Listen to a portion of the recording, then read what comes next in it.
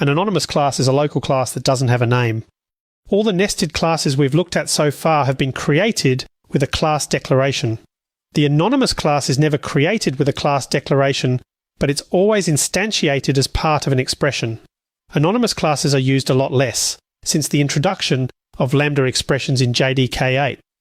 I had a student ask, why do we care about anonymous classes when we now have lambda expressions? Aren't anonymous classes just legacy code?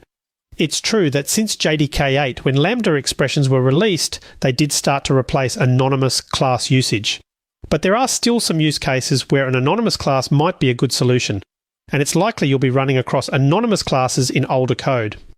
I also think understanding anonymous classes leads to a better understanding of lambda expressions.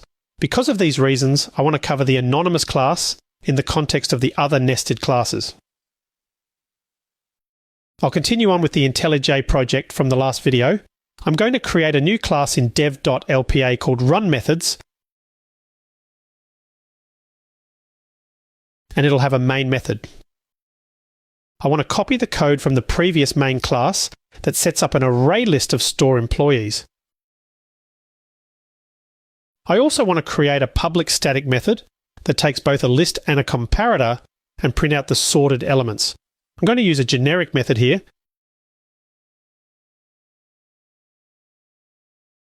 This method called sorted is generic, and its type parameter I've named t. It takes two arguments. The first has to be a list of type t. The second argument is a comparator. So what am I doing here with this wildcard? This comparator, instead of specifying that it's to be a comparator with the same type as the list, is using super here. Remember, that's a lower bounded wildcard, and what it means is that I can use a comparator that's either the same type as t or a super type of t. This means that if I'm sorting store employees, I can still use an employee comparator as one of the arguments because employee is a super type of store employee. Hopefully that makes sense. I'll add the rest of the code to sort the list and print each employee. In the examples so far in this project, I've created three comparators. One was a standalone or top-level class, one was a static nested class on employee, and one was an inner class on store employee.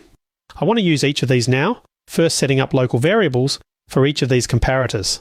I'll start with the top-level class. I have two options for employee comparator, and note I am selecting the top-level class in dev.lpa.domain and not the other one. So C0 is an instance of the top-level employee comparator class typed with the store employee class. I'll add the other two comparators now. The second variable, C1, uses the static nested class on the employee class. The third variable, C2, is using the inner class on store employee.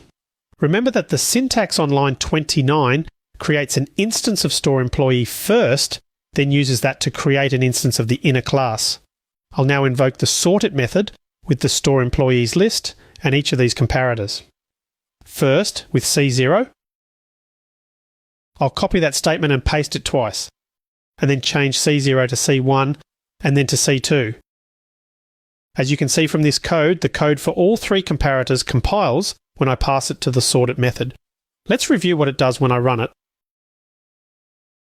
The results are the same for the first two comparators, sorting by name. The last is sorted by store, then year started, which is how I created that comparator. In each case, you can see the string representation of each comparator, which is the default toString method for any object. The first is an instance of the employee comparator class. The second is an instance of the nested class, employee comparator, on the employee class. The $sign in the output you see here indicates that the class following the $sign is a nested class. You can see that also for the store comparator, an inner class on store employee. Okay, so next I'll create a local class in the main method that acts as a comparator. I'll insert this after my three local variables. And I want to implement the compare method in this local class.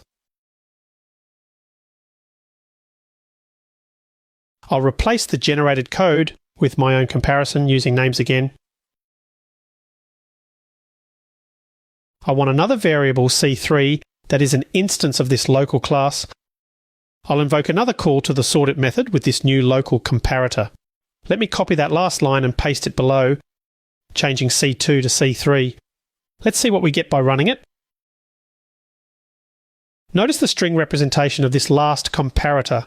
You can see that it includes the current class name, run methods, then a $sign with a number, and then my local class's name, namesort. Notice that although it's a local class in a method block, it's still a named class. How is an anonymous class different? I'll create one, then we'll examine it. The first thing I want you to notice is that I'm getting an error. I'll deal with that shortly. The second thing is that I'm creating the variable C4 and immediately assigning it an instance using the new keyword. At first glance, this might look like I'm creating an instance of an interface, the comparator interface. Hopefully you remember I can't instantiate an interface directly. For example, if I remove the opening and closing curly braces on that line, the message I get back from IntelliJ is that a comparator is abstract and can't be instantiated. I'll undo that. The message I'm getting is quite different now, indicating that I need to implement a method on this class.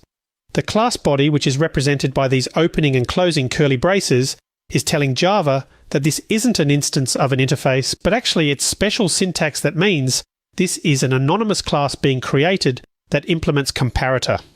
And because this unnamed class is implementing an interface, this means I still need to implement any abstract methods on that interface. I'll do that for the compare method. I'll replace the generated code with the same code I've used for the previous comparator above. That's all I need to create an anonymous class that implements this interface. To use it, I'll add another call to sortIt. I'll copy and paste again. Running the code now. The string representation of this last comparator indicates that it's a class local to the run method class, but it has no name, as you can see. This is how Java represents an anonymous class. An anonymous class is instantiated and assigned in a single statement. The new keyword is used followed by any type. This is not the type of the class being instantiated. It's the superclass of the anonymous class, or it's the interface this anonymous class will implement, as I'm showing here. In the first example on this slide, the anonymous unnamed class will implement the comparator interface. In the second example on this slide, the anonymous class extends the employee class, meaning it's a subclass of employee. In both cases, it's important to remember the semicolon after the closing bracket, because this is an expression, not a declaration. Anonymous classes were a pretty fun feature in their heyday, because you could create a type on the fly and pass it as a method argument. What do I mean by that? Well, I didn't really have to assign this bit of code to a variable. Actually, let me invoke the sortIt method one more time. I'll copy and paste the last statement. I'll copy everything after the assignment operator for this anonymous class except the semicolon. I'll paste that over the top of C4 in that last statement. Here, I am creating an anonymous class directly as a method argument. In other words, I'm using the anonymous class to create a bit of custom functionality and pass that functionality as an argument to a method via the interface. This code is a little harder to read, but you may see code like this that predates Lambda expressions. You should recognize this as an on-the-fly anonymous class being passed as a method argument. If I now run this code, I again see that this class is considered part of the run methods class, and it's simply given a number. Wouldn't it be nice if we didn't have to go through all of this effort to create these little classes, anonymous or otherwise, that implement this one line of code, which is really the thing we're interested in controlling and customizing. It's this one line of code, which ultimately the sortIt method is interested in every one of these cases. Creating a class that implements an interface and overriding a method feels like a heavyweight solution to pass a small bit of custom functionality around. Notice that IntelliJ has grayed out the new comparator part of this expression. If I hover over that, it tells me anonymous new comparator can be replaced with a Lambda expression, and it gives me the option to replace with a Lambda. So I'll select that. That's a little easier on the eyes in some ways, and it's also more evident that it's this statement of code that's ultimately being passed to the sortIt method. If I run that now, The string representation indicates a lambda expression is the source of the comparator passed to the method. Lambda expressions are pretty neat, but can look confusing the first time you see them. Good news though. In the next section of the course, I'm going to cover the lambda expression in a lot of detail. But first I have a final challenge for you in this section, which will help give you some extra experience with local and anonymous classes. I will see you in that next video.